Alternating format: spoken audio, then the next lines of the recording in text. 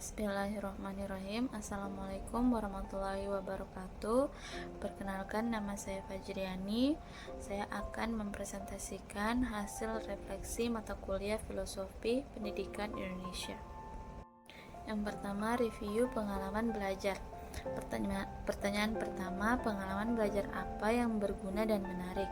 Mata kuliah Filosofi Pendidikan Indonesia memberikan wawasan mendalam tentang landasan filosofis yang mendasari sistem pendidikan di Indonesia.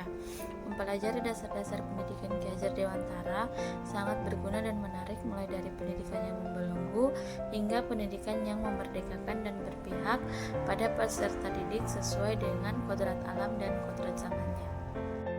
Kemudian selanjutnya, pertanyaan kedua, pengalaman belajar apa yang berguna tetapi kurang menarik? Pembelajaran tentang perjalanan pendidikan nasional memberikan wawasan penting mengenai evolusi sistem pendidikan di Indonesia dan dampaknya terhadap kebijakan pendidikan saat ini. Namun penyampaiannya yang kurang terlalu teoritis dan kurang interaktif membuat pengalaman belajar ini terasa monoton dan kurang menarik. Selanjutnya, pertanyaan ketiga, pengalaman belajar apa yang menarik tapi kurang berguna? Yaitu pembelajaran diskusi tentang identitas manusia Indonesia sangat menarik karena membuka perspektif baru mengenai keragaman budaya dan identitas nasional. Namun beberapa konsep yang dibahas terasa kurang aplikatif dan dalam konteks pengajaran sehari-hari, sehingga manfaat praktisnya kepada saya sebagai calon guru menjadi kurang signifikan. Kemudian yang keempat, pertanyaan keempat, pengalaman belajar apa yang tidak menarik dan tidak berguna dalam konteks sebagai calon guru? Yaitu di mana semua topik yang diajarkan dalam mata kuliah Filosofi Pendidikan Indonesia memiliki nilai dan manfaat tertentu.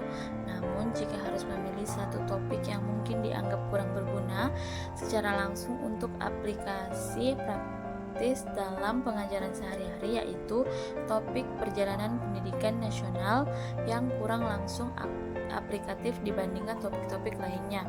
Alasannya adalah perjalanan pendidikan nasional memberikan wawasan historis yang penting, namun lebih bersifat informatif daripada praktis.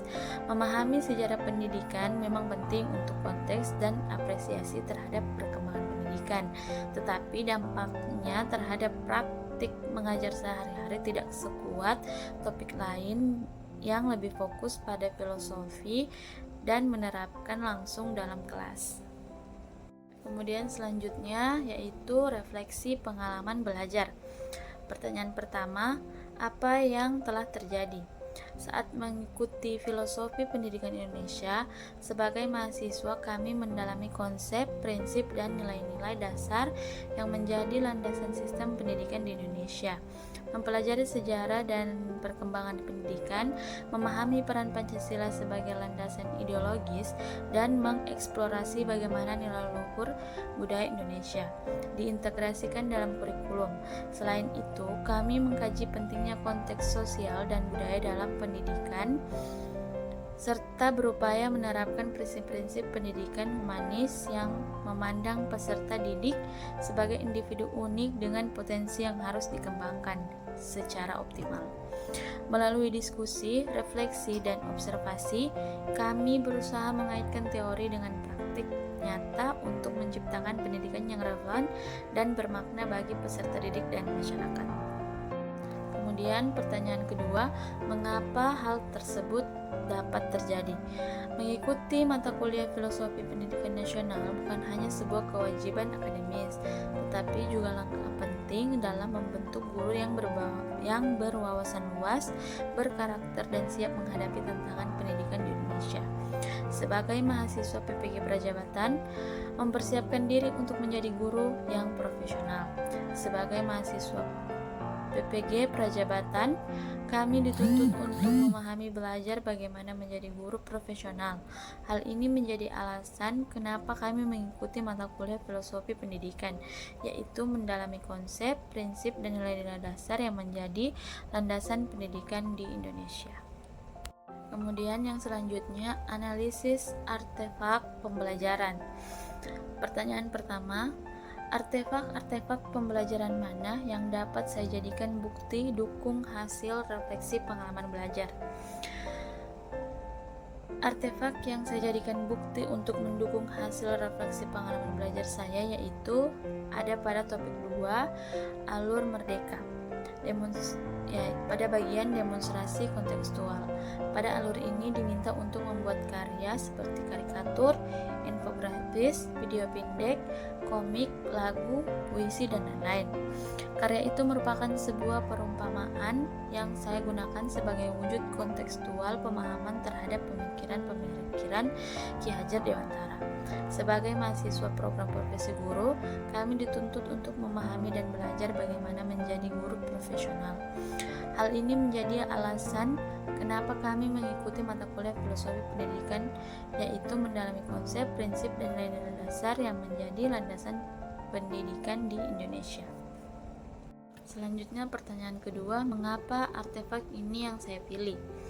Alasan saya memilih artefak ini untuk dijadikan bukti dukung hasil refleksi pengalaman belajar karena menurut saya tugas pada topik tersebut menarik dan menyadarkan saya tentang apa itu pendidikan yang berpihak pada murid yang saya buat dalam bentuk video pendek. Selanjutnya pertanyaan ketiga, bagian mana dari artefak ini yang mendukung hasil refleksi saya? Bagian yang mendukung hasil refleksi saya pada saat saya membuat video pendek yaitu pendidikan yang berpihak pada murid. Seperti yang kita ketahui, pola pengajaran guru yang sifatnya konvensional dan membelenggu menjadikan murid tidak dapat mengembangkan potensi terbaik dalam dirinya. Pada artefak ini menampilkan tujuan dan strategi yang tepat untuk membangun semangat belajar peserta didik dengan memperhatikan karakteristik mereka. Pada artefak ini juga menunjukkan kolaborasi antara sesama guru dalam mendidik atau menuntun murid untuk mencapai keselamatan dan kebahagiaan yang setinggi-tingginya. Kemudian yang terakhir yaitu rumusan hasil refleksi berupa pembelajaran yang bermakna. Pertanyaannya di sini, apabila saya mengajar atau membahas topik ini dengan mempertimbangkan prinsip pembelajaran bermakna yang berpusat kepada siswa, perubahan apa yang akan saya lakukan? Salah satu perubahan terpenting yang dapat saya lakukan adalah menggeser fokus pembelajaran dari mengajar menjadi mempertajam kemampuan belajar siswa. Hal ini berarti tidak hanya memberikan informasi kepada siswa, tetapi juga mengajarkan mereka bagaimana belajar dengan efektif, membuat koneksi dengan pengetahuan yang telah mereka miliki, dan menerapkan konsep-konsep tersebut dalam kehidupan sehari-hari. Dengan demikian, akan tercipta lingkungan pembelajaran yang lebih dinamis, relevan, dan memberdayakan bagi siswa, sesuai dengan visi Ki Hajar Dewantara. Baik, itulah pemaparan dari saya mengenai hasil refleksi mata kuliah Filosofi Pendidikan Indonesia. Lebih dan kurangnya saya mohon maaf. Wabillahi taufiq wal hidayah. Wassalamualaikum warahmatullahi wabarakatuh.